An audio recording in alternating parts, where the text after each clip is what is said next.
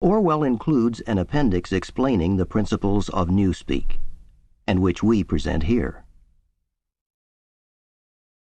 Newspeak was the official language of Oceania, and had been devised to meet the ideological needs of INGSOC, or English Socialism. In the year 1984, there was not as yet anyone who used Newspeak as his sole means of communication, either in speech or writing. The leading articles in the Times were written in it, but this was a tour de force which could only be carried out by a specialist.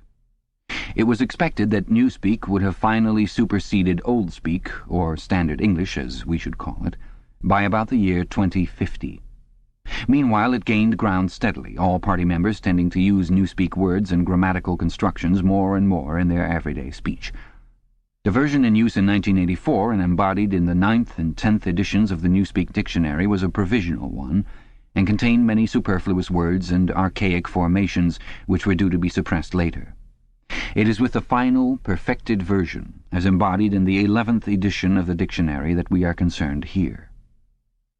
The purpose of Newspeak was not only to provide a medium of expression for the world view and mental habits proper to the devotees of INGSOC, but to make all other modes of thought impossible.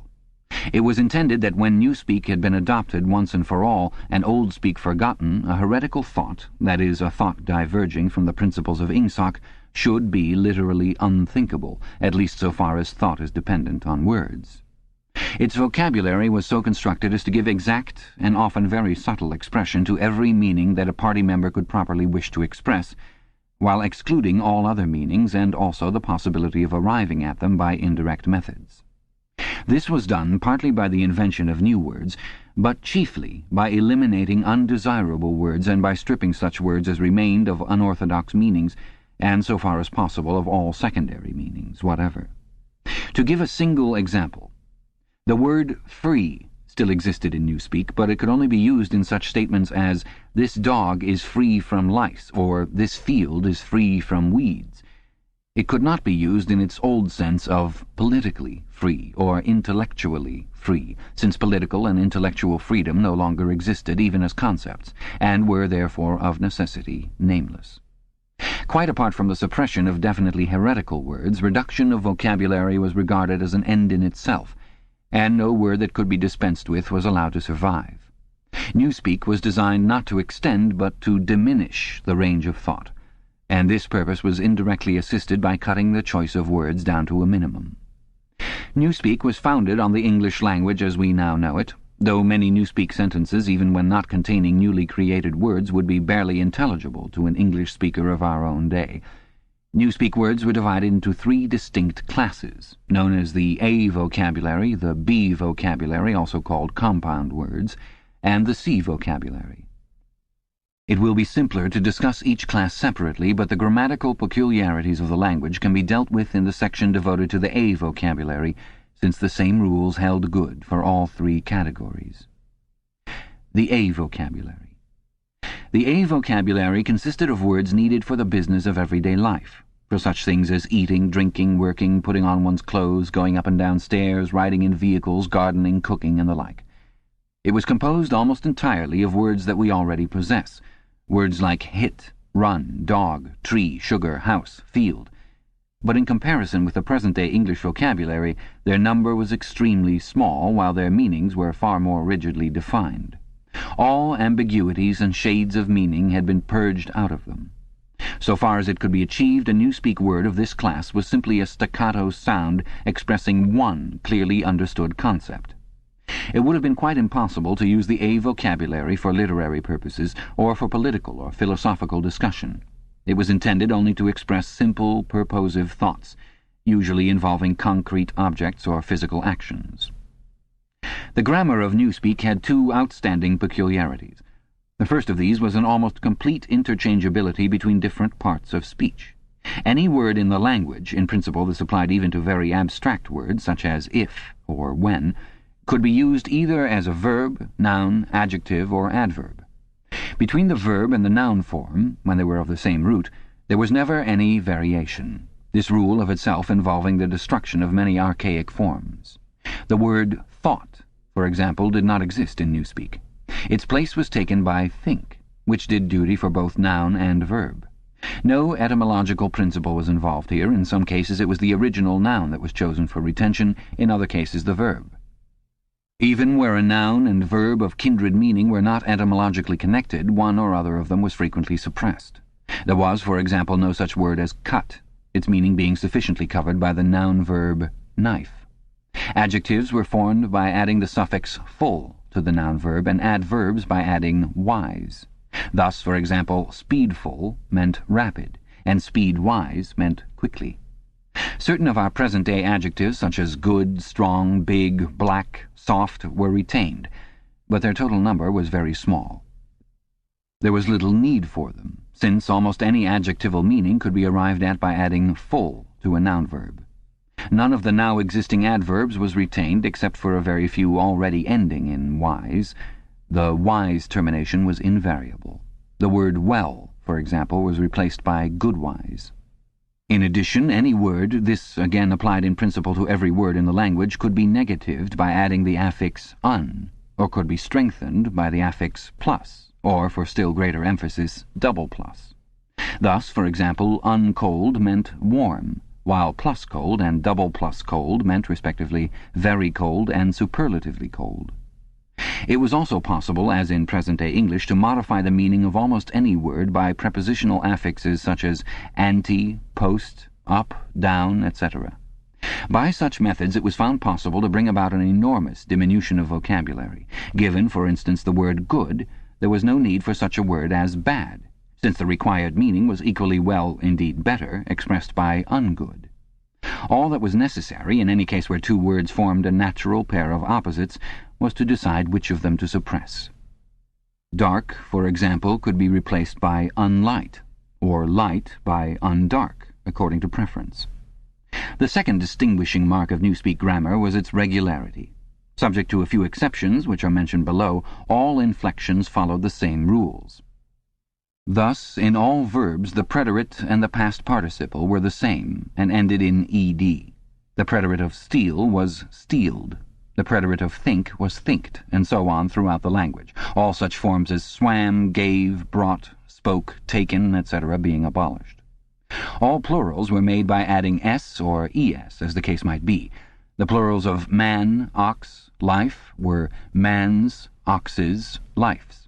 Comparison of adjectives was invariably made by adding er, est, good, gooder, goodest, irregular forms and the more, most formation being suppressed.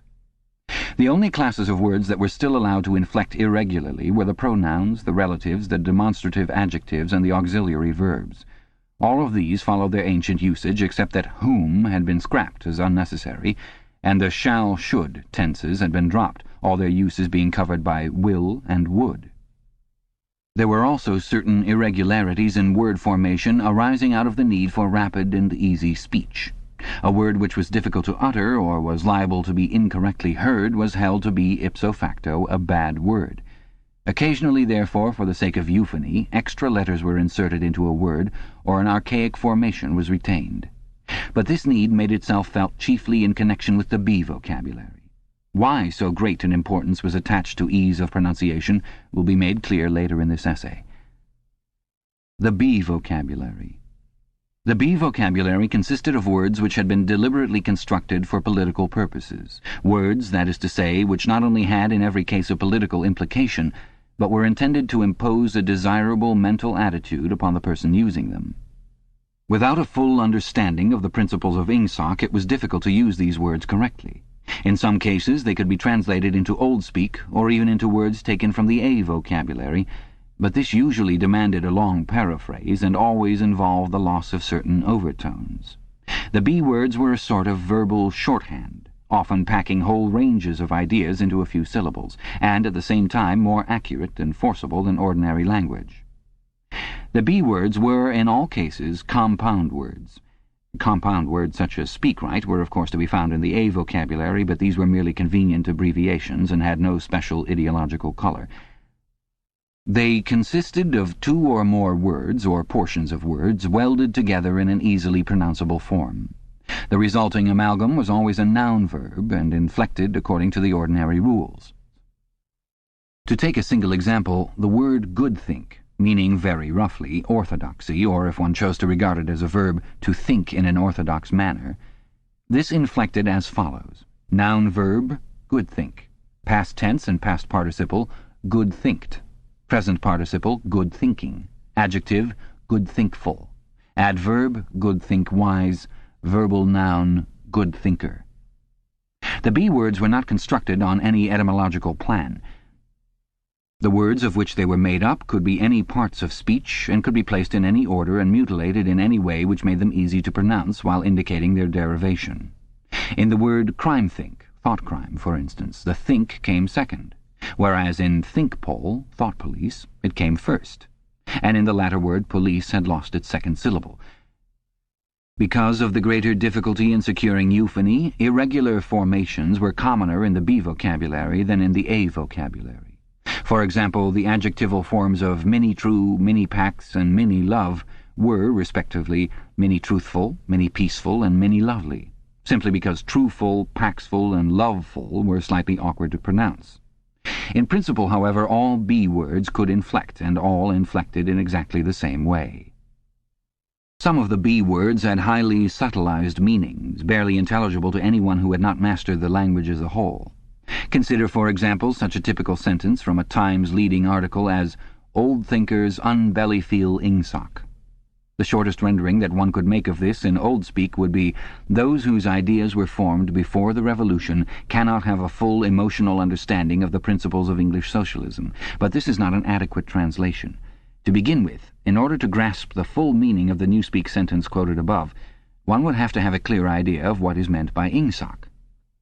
And, in addition, only a person thoroughly grounded in ingsoc could appreciate the full force of the word bellyfeel, which implied a blind, enthusiastic acceptance difficult to imagine today, or of the word oldthink, which was inextricably mixed up with the idea of wickedness and decadence. But the special function of certain Newspeak words, of which oldthink was one, was not so much to express meanings as to destroy them. These words, necessarily few in number, had had their meanings extended until they contained within themselves whole batteries of words which, as they were sufficiently covered by a single comprehensive term, could now be scrapped and forgotten. The greatest difficulty facing the compilers of the Newspeak dictionary was not to invent new words, but, having invented them, to make sure what they meant, to make sure, that is to say, what ranges of words they cancelled by their existence. As we have already seen in the case of the word free, words which had once borne a heretical meaning were sometimes retained for the sake of convenience, but only with the undesirable meanings purged out of them. Countless other words, such as honor, justice, morality, internationalism, democracy, science, and religion, had simply ceased to exist. A few blanket words covered them, and in covering them, abolished them. All words grouping themselves round the concepts of liberty and equality, for instance, were contained in the single word crime-think, while all words grouping themselves round the concepts of objectivity and rationalism were contained in the single word old-think. Greater precision would have been dangerous. What was required in a party member was an outlook similar to that of the ancient Hebrew who knew, without knowing much else, that all nations other than his own worshipped false gods. He did not need to know that these gods were called Baal, Osiris, Moloch, Ashtaroth, and the like. Probably the less he knew about them, the better for his orthodoxy. He knew Jehovah and the commandments of Jehovah. He knew, therefore, that all gods with other names or other attributes were false gods. In somewhat the same way, the party member knew what constituted right conduct, and in exceedingly vague, generalized terms, he knew what kinds of departure from it were possible. His sexual life, for example, was entirely regulated by the two Newspeak words sex crime, sexual immorality, and good sex, chastity. Sex crime covered all sexual misdeeds whatever. It covered fornication, adultery, homosexuality, and other perversions, and in addition normal intercourse practiced for its own sake. There was no need to enumerate them separately, since they were all equally culpable and, in principle, all punishable by death. In the C vocabulary, which consisted of scientific and technical words, it might be necessary to give specialized names to certain sexual aberrations, but the ordinary citizen had no need of them. He knew what was meant by good sex, that is to say, normal intercourse between man and wife for the sole purpose of begetting children and without physical pleasure on the part of the woman. All else was sex crime. In Newspeak, it was seldom possible to follow a heretical thought further than the perception that it was heretical. Beyond that point, the necessary words were non-existent. No word in the B vocabulary was ideologically neutral. A great many were euphemisms. Such words, for instance, as joy camp, forced labor camp, or mini-pax, Ministry of Peace, i.e. Ministry of War, meant almost the exact opposite of what they appeared to mean. Some words, on the other hand, displayed a frank and contemptuous understanding of the real nature of oceanic society. An example was prole-feed, meaning the rubbishy entertainment and spurious news which the party handed out to the masses. Other words, again, were ambivalent, having the connotation good when applied to the party and bad when applied to its enemies. But in addition there were great numbers of words which at first sight appeared to be mere abbreviations and which derived their ideological colour not from their meaning but from their structure. So far as it could be contrived, everything that had or might have political significance of any kind was fitted into the B vocabulary. The name of every organization, or body of people, or doctrine, or country, or institution, or public building was invariably cut down into the familiar shape. That is, a single, easily pronounced word with the smallest number of syllables that would preserve the original derivation. In the Ministry of Truth, for example, the Records Department, in which Winston Smith worked, was called RecDep. The Fiction Department was called FicDep. The Teleprograms Department was called Teledep, and so on. This was not done solely with the object of saving time. Even in the early decades of the 20th century, telescoped words and phrases had been one of the characteristic features of political language, and it had been noticed that the tendency to use abbreviations of this kind was most marked in totalitarian countries and totalitarian organizations. Examples were such words as Nazi, Gestapo, Comintern, Inprocor, Agitprop. In the beginning the practice had been adopted, as it were, instinctively, but in Newspeak it was used with a conscious purpose. It was perceived that in thus abbreviating a name one narrowed and subtly altered its meaning by cutting out most of the associations that would otherwise cling to it. The words Communist International, for instance, call up a composite picture of universal human brotherhood, red flags, barricades, Karl Marx, and the Paris Commune. The word Comintern, on the other hand, suggests merely a tightly knit organization and a well-defined body of doctrine. It refers to something almost as easily recognized and as limited in purpose as a chair or a table. Comintern is a word that can be uttered almost without taking thought, whereas Communist International is a phrase over which one is obliged to linger, at least momentarily. In the same way, the associations called up by a word like Mini-True are fewer and more controllable than those called up by Ministry of Truth. This accounted not only for the habit of abbreviating whenever possible, but also for the almost exaggerated care that was taken to make every word easily pronounceable. In Newspeak, euphony outweighed every consideration other than exactitude of meaning. Regularity of grammar was always sacrificed to it when it seemed necessary, and rightly so, since what was required, above all for political purposes, were short, clipped words of unmistakable meaning, which could be uttered rapidly and which roused the minimum of echoes in the speaker's mind. The words of the B vocabulary even gained in force from the fact that nearly all of them were very much alike. Almost invariably these words, good-think, mini-pax, prole-feed, sex-crime, joy-camp, ingsoc, belly-feel, think-pole, and countless others, were words of 2 or 3 syllables, with the stress distributed equally between the first syllable and the last. The use of them encouraged a gabbling style of speech, at once staccato and monotonous, and this was exactly what was aimed at. The intention was to make speech, and especially speech on any subject not ideologically neutral, as nearly as possible independent of consciousness. For the purposes of everyday life it was no doubt necessary, or sometimes necessary, to reflect before speaking, but a party member called upon to make a political or ethical judgment should be able to spray forth the correct opinions as automatically as a machine gun spraying forth bullets. His training fitted him to do this, the language gave him an almost foolproof instrument, and the texture of the words, with their harsh sound and a certain willful ugliness which was in accord with the spirit of ingsoc, assisted the process still further. So did the fact of having very few words to choose from. Relative to our own, the Newspeak vocabulary was tiny, and new ways of reducing it were constantly being devised. Newspeak indeed differed from almost all other languages in that its vocabulary grew smaller instead of larger every year. Each reduction was a gain, since the smaller the area of choice, the smaller the temptation to take thought. Ultimately, it was hoped to make articulate speech issue from the larynx without involving the higher brain centers at all. This aim was frankly admitted in the Newspeak word duck-speak, meaning to quack like a duck. Like various other words in the B vocabulary, duck-speak was ambivalent in meaning. Provided that the opinions which were quacked out were orthodox ones, it implied nothing but praise. And when the Times referred to one of the orators of the party as a double plus good duck-speaker, it was paying a warm and valued compliment. The C vocabulary. The C vocabulary was supplementary to the others and consisted entirely of scientific and technical terms. These resembled the scientific terms in use today and were constructed from the same roots, but the usual care was taken to define them rigidly and strip them of undesirable meanings. They followed the same grammatical rules as the words in the other two vocabularies. Very few of the C words had any currency either in everyday speech or in political speech. Any scientific worker or technician could find all the words he needed in the list devoted to his own specialty, but he seldom had more than a smattering of the words occurring in the other lists. Only a very few words were common to all lists, and there was no vocabulary expressing the function of science as a habit of mind or a method of thought, irrespective of its particular branches.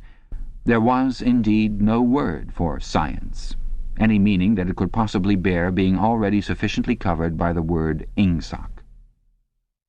From the foregoing account, it will be seen that in Newspeak the expression of unorthodox opinions above a very low level was well nigh impossible. It was, of course, possible to utter heresies of a very crude kind, a species of blasphemy. It would have been possible, for example, to say, "Big Brother is ungood." But this statement, which to an orthodox ear merely conveyed a self-evident absurdity, could not have been sustained by reasoned argument because the necessary words were not available. Ideas inimical to ingsoc could only be entertained in a vague, wordless form, and could only be named in very broad terms which lumped together and condemned whole groups of heresies without defining them in doing so. One could, in fact, only use Newspeak for unorthodox purposes by illegitimately translating some of the words back into Old Speak. For example, "all mans are equal" was a possible Newspeak sentence, but only in the same sense in which "all men are red-haired" is a possible Old Speak sentence. It did not contain a grammatical error, but it expressed a palpable untruth, i.e. that all men are of equal size, weight, or strength. The concept of political equality no longer existed, and this secondary meaning had accordingly been purged out of the word equal. In 1984, when Old Speak was still the normal means of communication, the danger theoretically existed that in using Newspeak words one might remember their original meanings. In practice, it was not difficult for any person well grounded in doublethink to avoid doing this, but within a couple of generations even the possibility of such a lapse would have vanished. A person growing up with Newspeak as his sole language would no more know that equal had once had the secondary meaning of politically equal, or that free